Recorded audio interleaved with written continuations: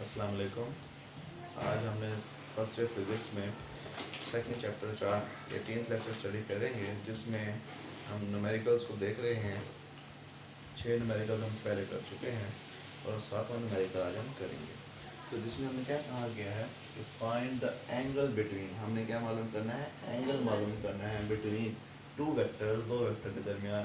एक ए वेक्टर है और दूसरा बी वेक्टर है। ठीक है, इन दोनों में हम देखते हैं हमारे गिवन दो वेक्टर्स हैं।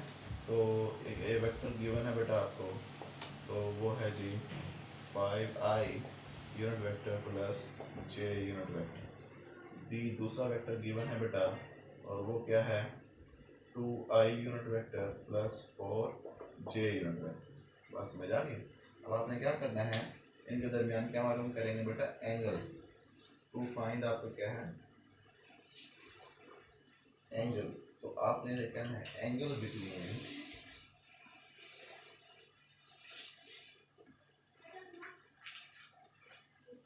Vector A and vector B, और वो एंगल क्या है बेटा, थीटा प्लस वन। ठीक, तो अब यहाँ से आप क्या करेंगे बेटा, अब लेकिन एज वी नो दैट, हम क्या जानते हैं बेटा, वी नो दैट, हमने एंगल मालूम करने के दो तरीके पढ़े हैं बेटा। कौन कौन से? एक तो हमने कहा कि हम क्रॉस प्रोडक्ट ले लेते हैं, तो A cross B is equal to A B sine of theta, and N unit vector हम उसको ले लेते हैं बेटा। तो दूसरा ये A dot B is equal to A B cos of theta. तो अब A B sine of theta वाला फार्मूला क्यों नहीं लगा सकते क्रॉस वाला, क्योंकि उसमें एन यूनिट वेक्टर है, उसकी वैल्यू हमें नहीं पता, उसकी डायरेक्शन हमें नहीं पता होती। तो ये भी नहीं पता कि किस प्लेन में ये लाई करेंगे, कहाँ पे होंगे बड़े दोनों वेक्टर्स। ठीक है, तो अब हम क्या करेंगे, ए डॉट बी वाला फार्मूला लगाएंगे। कौन सा फार्मूला लगाएंगे, ए डॉट बी। तो यानी कि हम लिखेंगे as we know that A vector हो अगर हमारे पास, और दूसरा वेक्टर क्या हो, बी वेक्टर हो, और उनके दरमियान हमें क्या मालूम करना हो, डॉट प्रोडक्ट। वो बराबर होता है A B cos of theta के। बात समझ आ गई। तो अब हमने क्या मालूम करना है, थीटा। तो cos थीटा यहीं पे रखा रहेगा, ए बी बदल ले जाए, डिवाइड कर दें, ये बनेगा cos theta is equal to A dot B divide by A vector की मैग्नीट्यूड एंड बी वेक्टर की मैग्नीट्यूड। मेरा पास में जा गई। तो अगर आप कहा जाए भाई आपने थीटा ही मालूम करना है, cos थीटा मालूम नहीं करना, तो फिर आप लिखेंगे theta is equal to taking cos inverse on both side, या अप्लाई करें cos इनवर्स को बोथ साइड पे बेटा। इधर वाला cos इनवर्स से क्या हो जाएगा, कैंसिल, ये बन जाएगा cos inverse A dot B. याद रहे कि ऊपर वाले वेक्टर फॉर्म में है और नीचे वाले मैग्नीट्यूड फॉर्म में है बेटा। ठीक है, तो ये नहीं कर देना ए बी ऊपर लिख दे, नीचे भी ए बी लिख दे, तो फिर वो गलत हो जाएगा बेटा। ठीक, अब हमारे पास ये आ गया वैल्यू, तो इसको कहते हैं ये इक्वेशन नंबर 1 है। या तो आप डायरेक्ट इसमें वैल्यू पुट कर दें, या पहले ए डॉट बी की वैल्यू मालूम कर लें बेटा। ठीक है, फिर ए बी की वैल्यू भी मालूम करनी पड़ेगी अभी हमें। तो अब ज़रा देखो, हम जानते हैं कि ए डॉट बी अगर हमें मालूम करना है तो वो बराबर होता है किसके बेटा, A x B x plus A Y B Y के बेटा। याद है ना, सेम कंपोनेंट्स आपस में मल्टीप्लाई होते थे, और आई डॉट आई का आंसर 1 आता था, और आई डॉट जे का आंसर क्या आता था बेटा, 0। तो अब ज़रा देखो यहाँ पे हम इसको अप्लाई करते हैं, इसको फार्मूला है ये। अब ये है ए एक्स, ठीक है। तो पहले हम क्या कर लें, हम ये क्या करते हैं, पहले वेक्टर्स लिख लेते हैं। ए डॉट बी यानी कि 5i unit vector plus j unit vector dot 2i unit vector plus 4j unit vector. अब इसके ऊपर ये वाला फार्मूला अप्लाई करते हैं। i वाले से मल्टीप्लाई हो जाएगा, कितना आ जाएगा बेटा 10, और प्लस दरमियान में j वाले से प्लस 4। बेटा बात समझ आ गई। तो ये क्या बन जाएगा, ये समझ आई है बेटा? इसके साथ आई और जे क्यों नहीं लगाया? अच्छा, जरा देखते हैं। देखो इसको 5 को मल्टीप्लाई करो जरा, 5 इंटू 2 आई डॉट आई बात समझ आ गई। प्लस अब ये 5 को इससे मल्टीप्लाई करना है, ये बन जाएगा I dot J. I dot J का आंसर क्या होता है 0। इसी तरह इसको इससे मल्टीप्लाई करेंगे जे डॉट आई, उसका आंसर भी फिर करेंगे जे डॉट जे बेटा, यानी 1 multiply into 4 into J dot J. ये करने की जरूरत नहीं, डायरेक्ट ये फार्मूला लगा देते। तो फिर हम यहाँ पे I dot I J dot J नजर आ रहे हैं कहीं पे? नहीं। तो ये हमने पहले ये काम करके ये फार्मूला बनाया हुआ है, ठीक है। उसको ये कर भी लें तो ये बन जाएगा 10 आई डॉट आई 1, समझ आ गई, प्लस 4 जे डॉट जे 1। तो आंसर आ गया कितना बेटा? 14। ए डॉट बी का आंसर। अब देखो ए डॉट बी का आंसर क्या है? नंबर आया है बेटा, क्या है? स्केलर नंबर आया है, यानी पता क्या चला? A dot B is scalar product. ये क्या था बेटा? Scalar product. इसका आंसर क्या था? स्केलर क्वांटिटी आती है। हमने ऊपर वाली चीज़ मालूम कर ली, अब नीचे वाली ए बी मालूम करेंगे। पहले ए की मैग्नीट्यूड मालूम करें और फिर बी की मैग्नीट्यूड मालूम करें बेटा, ठीक है। तो हम ज़रा देखिएगा, हम कहते हैं कि ए की जो मैग्नीट्यूड है तो उसको हम ए से भी रिप्रेजेंट कर सकते हैं। वो क्या होती है बेटा? A X square plus A Y square बेटा, समझ आ गई? A X square plus A Y square. A is equal to values put करें 5 का स्क्वायर, ठीक है, प्लस 1 का स्क्वायर रूट। ये बन जाएगा बेटा 25 प्लस 1 26 का स्क्वायर रूट बेटा, ठीक है। तो इसको आप सॉल्व कर लें तो वो तब भी ठीक है, इनको ऐसे छोड़ दें तब भी ठीक है।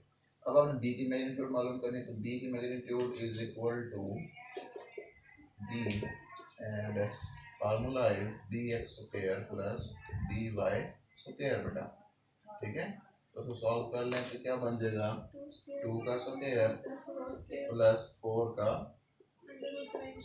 स्क्वायर रूट बेटा, बात समझ आ गई। तो अब इसको सॉल्व करें तो हमारे पास आंसर क्या आ जाएगा? 4 plus 16 is equal to 20 square root बेटा, ठीक है। तो ये हमारे पास चीज़ें आ गई, ये और ये बेटा, ठीक है। अब ये सारी वैल्यूज हम कहाँ पुट कर देंगे? इक्वेशन नंबर 1 में। कहाँ पुट कर देंगे बेटा? इक्वेशन नंबर 1 में। सो इक्वेशन नंबर 1 में काम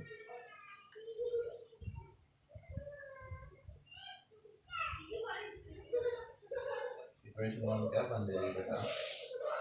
ये बन जाएगी भाई theta is equal to cos inverse into A dot B का आंसर क्या है बेटा? 14 divide by square root 26 into, इसको बेटा हमेशा लिख सकते हैं 2 इंटू स्क्वायर रूट 5, ठीक है बेटा। कर सकते नहीं कर सकते? कैसे किया हमने इसको? हमने क्या कर दिया बेटा? इसको इसमें कर दिया 4 मल्टीप्लाई 5 स्क्वायर रूट। 4 का जो स्क्वायर रूट होता है वो क्या था बेटा? 2, और 5 स्क्वायर रूट वैसे का वैसा बेटा, ठीक है। तो हम इसको इस तरह कर देंगे कि भाई 2 इंटू स्क्वायर रूट 5, ठीक है। ये 2 इससे कैंसिल बाकी बच जाएगा 7। तो बेटा इसको करो जरा मल्टीपल, 26 को से मल्टीप्लाई करो, स्क्वायर रूट लो 0.6139 पूरे का जी 0.6139। अब इसको लो इनवर्स,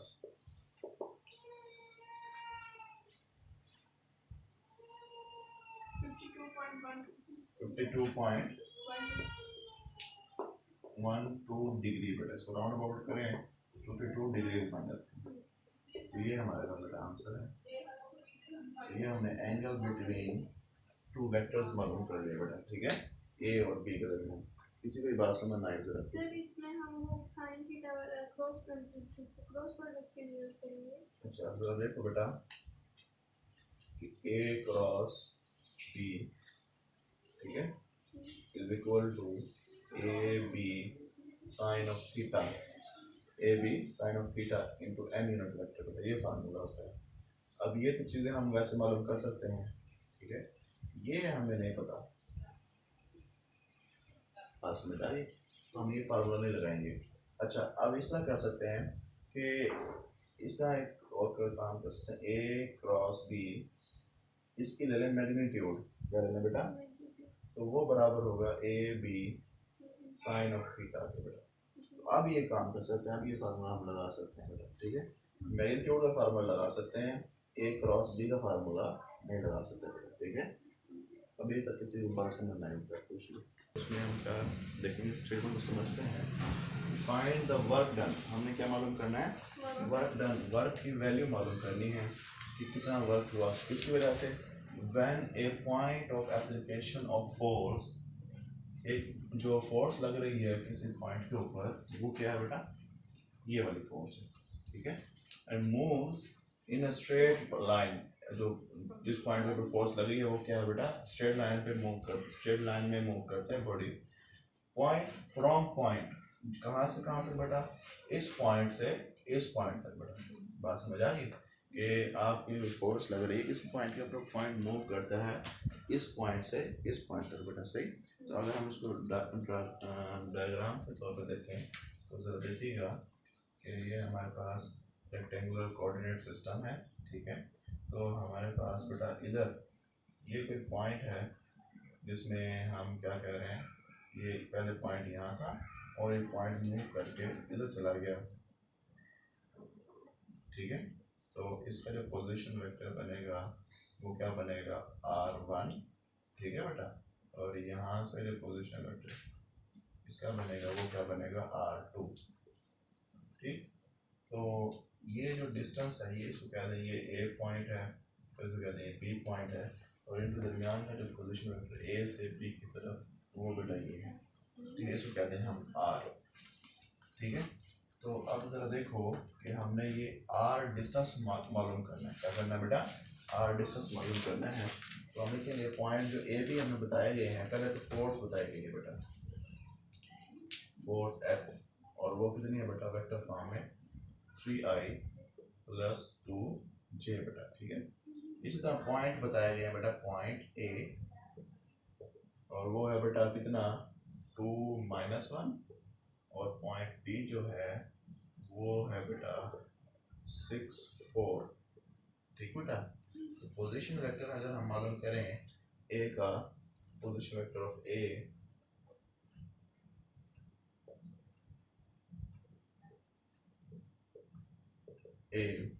बेटा, इसको क्या कर लेंगे, 2i - j, ठीक है। ये पोजीशन वेक्टर बन गया। जब ये कोऑर्डिनेट्स दिए हुए हैं तो इसके आगे यूनिट वेक्टर्स लगा देते हैं, ये क्या बन जाएंगे, पोजीशन वेक्टर्स बन जाएंगे, क्या बन जाएंगे बेटा, समझ आई। तो इसी तरह पोजीशन वेक्टर अगर हम इसका बनाएं बेटा, इस बी का बनाएं, तो ये बन जाएगा 6i + 4j बेटा, बात समझ आ गई। तो अब हमने क्या करना है, ये पोजीशन वेक्टर हमारे लिए इनफ नहीं है, हमने ये देखना कि पॉइंट लगा, इस पॉइंट के ऊपर फोर्स लग रही है और बॉडी जो है ए से बी की तरफ मूव करती है, यानी डिस्टेंस पता होना चाहिए, पोजीशन वेक्टर पता होना चाहिए। अगर हम इस पोजीशन वेक्टर को डी का नाम दे दें, लेट्स सपोज ये डिस्टेंस को डी डिस्प्लेसमेंट का नाम दे दें, तो फिर क्या होगा ज़रा देखिएगा। अगर हम इस इधर से रिलेशन अगर मालूम कर लें कि हम कहें कि हेड टू टेल रूल के जरिए देखें कौन कौन से वेक्टर्स ऐड हो रहे हैं और कौन सा वेक्टर हमारे लिए रिजल्टेंट वेक्टर है बेटा, ठीक। अगर हम कहें लेट्स सपोज ये फर्स्ट वेक्टर है, फर्स्ट वेक्टर के हेड से दूसरा वेक्टर स्टार्ट हो रहा है, ये दो वेक्टर्स क्या हो रहे हैं बेटा, हेड टू टेल रूल के जरिए ऐड हो रहे हैं, और फर्स्ट की टेल से लास्ट के हेड तक एक वेक्टर जा रहा है, वो क्या कहलाता है, रिजल्टेंट वेक्टर। यानी कि हम ये कह देंगे कि R1 vector plus D vector is equal to R2 vector बेटा, बात समझ आ गई। हमने ये D वेक्टर मालूम करना है तो इसको उठा के इधर ले जाएंगे बेटा, बात समझ आई। तो ये क्या बन जाएगा कि D vector is equal to R2 - R1 vector बेटा, बात समझ आई। तो ज़रा देखिएगा कि हमारे पास ये कुछ इस तरह से बन जाएगा। टू फाइंड हमने क्या करना है भाई,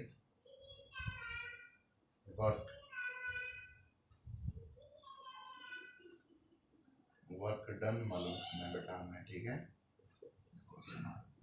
as we know that work done का जो फार्मूला है वो work is equal to F dot D which is equal to Fx dx plus Fy dy बेटा, बात समझ आ गई। इसको कहते हैं इक्वेशन नंबर 1, ठीक। तो हाँ, F तो हमारे पास गिवन है और D की वैल्यू हमने मालूम करनी है, तो D कैसे मालूम करेंगे बेटा, ये वाला फार्मूला लगाएंगे, ठीक। तो हम लिखेंगे D is equal to R2 minus R1, ठीक है बेटा। R2 में से R1 को माइनस करें, 6i plus 4j minus 2i plus j, ऐसे ही बेटा। तो अब जरा देखो ये बन जाएगा क्या, 4i प्लस 5j, बेटा बात समझ आ गई। तो ये डिस्प्लेसमेंट आ गया आपके पास। अब ये वाली वैल्यूज हम कहाँ पुट करेंगे, इस इक्वेशन में पुट करते हैं, ठीक है। या हम कल ये कर देते हैं कि work is equal to F dot D, which is equal to F की वैल्यू बेटा ये है 3i plus 2j dot 4i plus 5j, बात समझ आई।